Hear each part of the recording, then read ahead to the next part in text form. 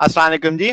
आज का हमारा टॉपिक है Newton Cotes integration method, trapezium rule भी इसी में आएगा आपके पास। अब पहले तो ये समझना पड़ेगा कि न्यूटन कॉट्स इंटीग्रेशन मेथड क्या है, फिर इसकी एक कह लें एक तरह से एग्जांपल या इसकी एप्लीकेशन ट्रेपेजियम रूल में आएगी।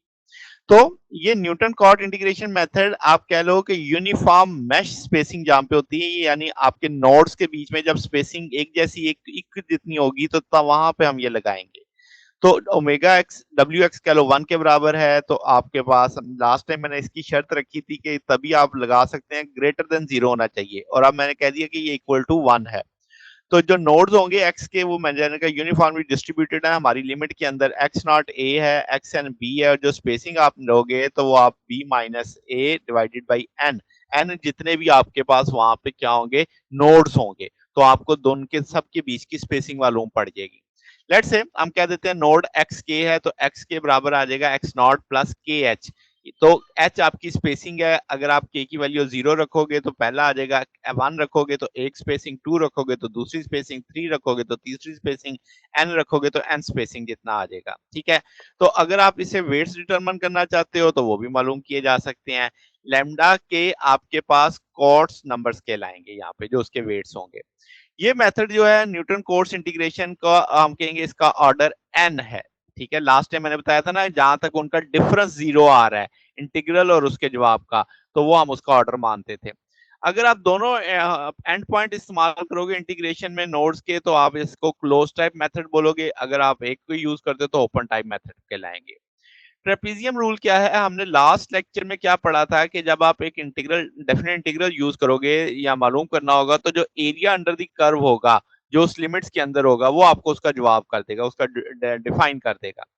ट्रेपीजियम रूल ये कहता है कि अब आपने जो एरिया निकालना है, जो कर्व होगी उसको आप तोड़ेंगे, टोटल एरिया के छोटे छोटे ट्रेपीजियम बनाएंगे, यानी कि रेक्टेंगुलर बनाने की बजाय ट्रेपीजियम बनाने हैं। तो जो एरिया इन्वॉल्व होगा, इतने ढेर सारी जो नंबर ऑफ स्ट्रिप बनेंगी, वो सारा इक्वल विड्थ का होगा, जैसे हम ये ऊपर निकाल के आए हैं।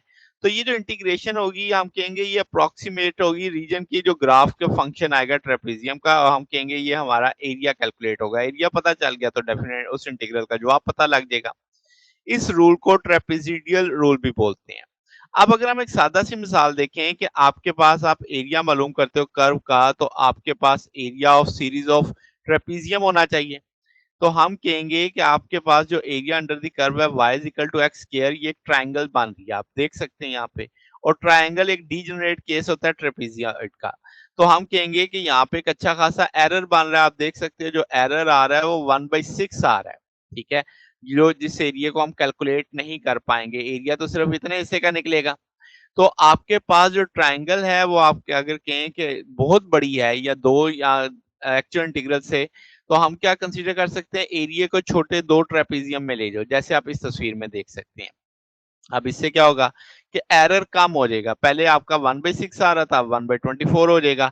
तो इसका मतलब जितना छोटा हम करेंगे, 2 3 जितने आप ट्रेपेजियम बढ़ाते चले जाएंगे, एक्यूरेसी आपके पास बढ़ती चली जाएगी, यानी कि अगर हमें इनफाइनाइट नंबर ऑफ ट्रेपेजियम इस्तेमाल करने होंगे।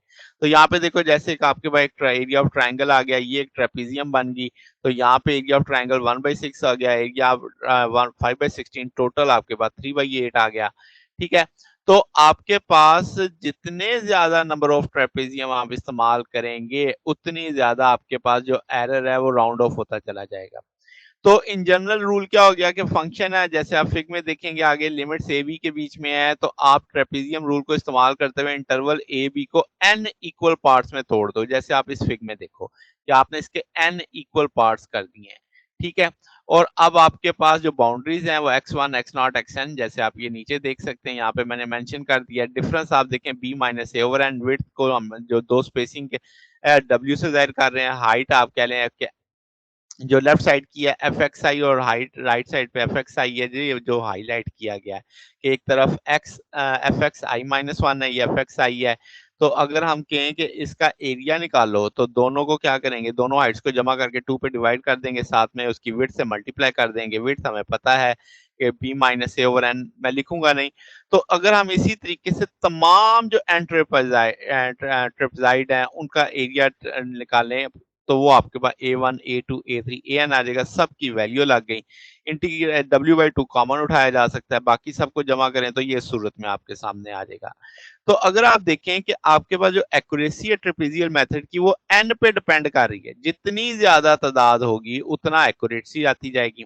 तो एरिया अंडर दी जो स्ट्रेट लाइन है उसमें तो एक ही ट्रेपेजियम बनेगी, और अगर आपका ट्रेपेजाइड बनेगा, अगर एरिया आपके पास चेंजिंग कर्व है तो आपको ज्यादा से ज्यादा ट्रेपेजाइड बनाने पड़ेंगे। मगर एक थ्योरेटिकली आपके पास ये मुमकिन है, मगर जब आप प्रैक्टिकल जाते हो तो ये आपके पास इंतहाई स्लो काम हो जाता है।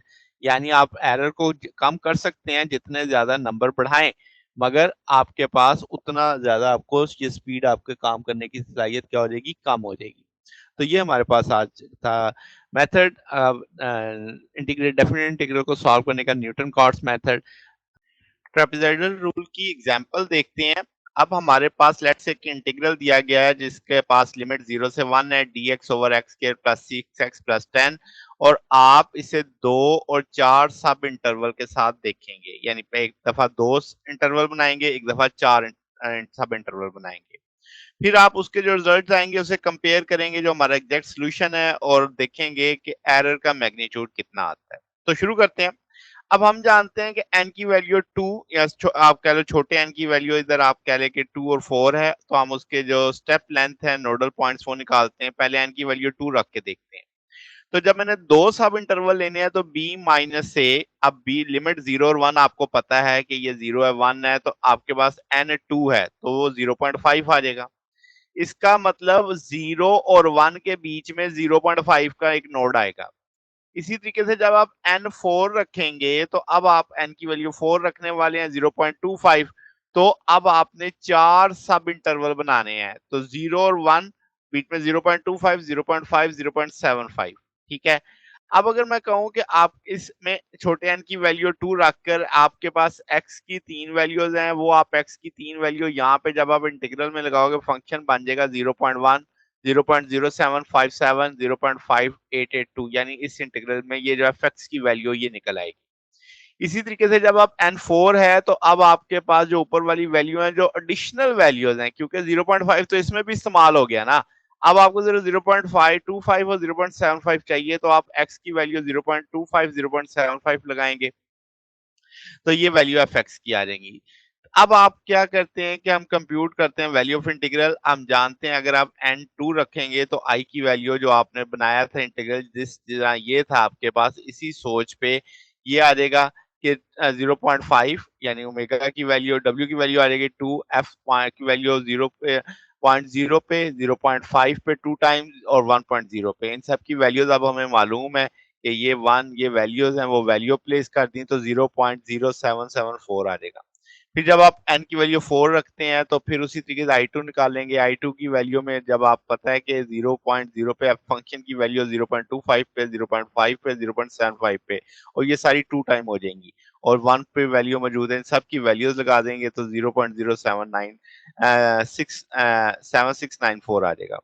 अगर हम एग्जैक्ट वैल्यू देखें तो वो एग्जैक्ट वैल्यू इस तरीके से निकाली जा सकती है कि आप इसको फैक्टराइज करके x प्लस 3, तो ये x यानी x plus x square plus 1 आ जाता है, तो वो tan का टूल बनता है, tan इनवर्स x प्लस 3 आ जाएगा। 0 से 1 लिमिट्स लगाएंगे तो आपके पास 0.07677 आ जाएगा। अब अगर आप एरर मैग्नीट्यूड देखें कितना आएगा, तो आपका एग्जैक्ट में से हम i1 निकाल देंगे तो 0.0067, और i2 निकाल देंगे तो 0.0017 आ जाएगा। अगर आप इन दोनों को कंपेयर करो तो ये पता चलता है कि जो i2 वाला है ये 1/4 टाइम है किससे, i1 वाले से। इस तरीके से आप एग्जैक्ट आंसर तक न्यूमेरिकल इंटीग्रेशन तक जा सकते हैं। एक और देखते हैं फिजिक्स के पॉइंट ऑफ व्यू से। एक पार्टिकल है जो रेस्ट से चल रहा है और इस टेबल के लिहाज से फॉलो कर रहा है। अगर हम ट्रेपेजियम रूल लगाएं, टोटल डिस्टेंस जो उसने 20 सेकंड में निकाला है, तो वो 0 से 20 वी डी टी आ जाएगा। इस फार्मूले से हमने वेलोसिटी वाले टूल से डिस्टेंस ले लिया है।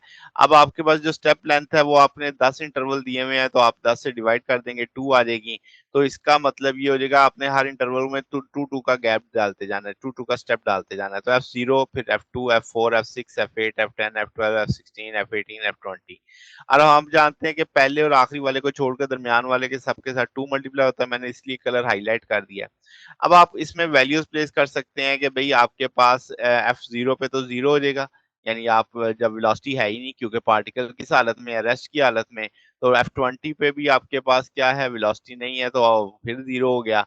दरमियान में वो वैल्यूज मौजूद हैं तो वो वैल्यू आप लगाते ही चले जाएंगे, फिर वो 2 से मल्टीप्लाई कर देंगे तो 486 फीट आ जाएगा आपके पास। तो इस तरीके से आप ये प्रॉब्लम सॉल्व कर सकते हैं।